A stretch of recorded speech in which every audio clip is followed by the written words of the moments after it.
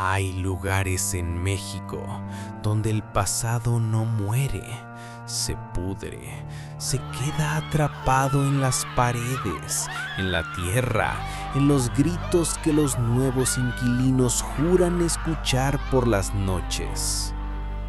Pero ningún lugar se compara con el Palacio Negro de la Castañeda. Lo que estás a punto de escuchar no es solo una leyenda urbana, es la historia real del proyecto científico más ambicioso de México y cómo se convirtió en secreto en una fábrica de terror, tortura y desapariciones. El 1 de septiembre de 1910, mientras México se preparaba para celebrar 100 años de independencia, el presidente Porfirio Díaz cortó el listón de su joya más preciada, el Manicomio General de la Castañeda. Construido sobre una vieja hacienda pulquera, no era un hospital, era una ciudad, una locópolis del tamaño de un pueblo, diseñada para ser el símbolo máximo de la modernidad y el progreso científico. Pero el progreso tiene una sombra y la ciencia un apetito muy oscuro. La Castañeda era un laberinto de edificios de estilo francés, con talleres, biblioteca y hasta una sala de cine. Pero detrás de esta fachada de vanguardia se escondía un sistema de castas brutal. Los pabellones no estaban divididos por enfermedad, sino por clase social y utilidad. Si eras rico, tenías el pabellón de pacientes distinguidos. Pero si eras pobre, indigente o simplemente incómodo, te esperaba algo peor. Estaba el pabellón de los imbéciles, un término clínico de la época usado para encerrar a cualquiera con discapacidad cognitiva. El pabellón de los epilépticos, donde se aislaba a los pacientes porque la ciencia de entonces los consideraba propensos al crimen. Y el más temido, el pabellón de observación. Este era el verdadero hoyo negro de la Castañeda. Aquí no solo llegaban los adictos o los alcohólicos, aquí era donde la policía y las familias arrojaban a los indeseables, prostitutas, rebeldes o cualquiera que estorbara al orden social. ¿Pero qué pasaba realmente dentro de esos pabellones? Los archivos oficiales hablan de terapias. La palabra real era tortura. El Archivo General de la Nación resguarda reportes de tratamientos dudosos, abusos sistemáticos y fugas constantes de pacientes que preferían la muerte en las calles al cuidado del hospital. El tratamiento estrella era la terapia de electroterapia. Hoy lo llamamos electroshock. Pacientes atados, sin anestesia, recibiendo descargas eléctricas directas al cerebro. Un método que los doctores aseguraban era para calmar la agitación. La sobrepoblación era tan extrema que los pacientes dormían en el suelo, entre sus propios desechos, mientras las plagas de ratas se movían libremente. Pero la verdadera locura no estaba en los pacientes, sino en el sistema que los encerraba. ¿Sabes cuál era un motivo válido para ser internado de por vida en la Castañeda? Un hombre llamado Enrique fue encerrado y diagnosticado simplemente por cantar mucho y fastidiar a sus vecinos en el barrio de Tepito. Otro paciente decía ser el dueño de todos los ferrocarriles del país. Su delirio de grandeza en realidad solo era una obsesión.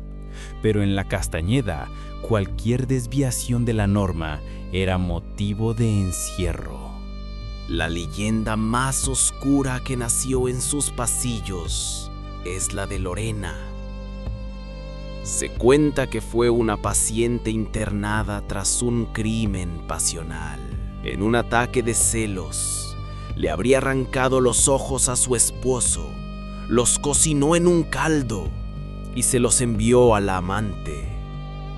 La historia dice que, una vez en la Castañeda, su locura se completó gritando hasta reventar sus cuerdas vocales, antes de arrancarse la lengua con sus propios dientes. ¿Es esto real? ¿O es una metáfora del horror que el propio hospital infligía? Con la Castañeda, la línea entre la realidad y la pesadilla siempre estuvo borrosa. Durante 58 años, la Castañeda albergó a más de 68,000 almas. Miles murieron dentro, sin nombre, sin familia, sin dignidad. Pero en 1968, algo cambió. El gobierno de Gustavo Díaz Ordaz de repente mostró un interés urgente por la inhumanidad del lugar. Se anunció la Operación Castañeda, el cierre definitivo y la demolición del manicomio. ¿Fue un acto de piedad? No, fue un acto de propaganda. El cierre de la Castañeda ocurrió solo meses antes de que México fuera el anfitrión de las Olimpiadas de 1968. El gobierno no podía permitir que los ojos del mundo vieran su palacio del terror. El manicomio fue una decisión de Estado y su cierre también. Fue un encubrimiento masivo, una limpieza social para esconder la vergüenza nacional. Los pacientes fueron reubicados, dispersados en granjas y otros hospitales, y el edificio fue demolido a toda prisa. Pero la historia no termina ahí. La fachada principal, el rostro de piedra del Palacio Negro, no fue destruida. Fue comprada por un empresario, Arturo Quintana, quien la mandó desmontar, piedra por piedra, y la trasladó al municipio de Amecameca. El destino final de esta fachada hoy es un centro de retiro espiritual perteneciente a los Legionarios de Cristo, un lugar de paz construido con las piedras que fueron testigos del infierno.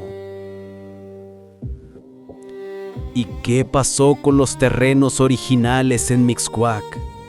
Sobre la tierra maldita donde miles sufrieron, hoy se levantan las torres de Mixcoac, unidades habitacionales gigantes. ¿Crees que la historia se acaba con la demolición? Pero los vecinos de la zona saben la verdad. Juran que por las noches, cuando el tráfico de la ciudad por fin se calla, todavía se pueden escuchar los ecos, gritos, lamentos, susurros que suben desde los cimientos. La Castañeda desapareció del mapa, pero su energía sigue ahí, una cicatriz en la Ciudad de México que se niega a cerrar. La próxima vez que pases por Mixcoac, pregúntate, ¿cuántos fantasmas estás pisando? Y si escuchas un grito a lo lejos, no fue el viento, fue el Palacio Negro, recordándote que el terror real nunca muere, solo espera.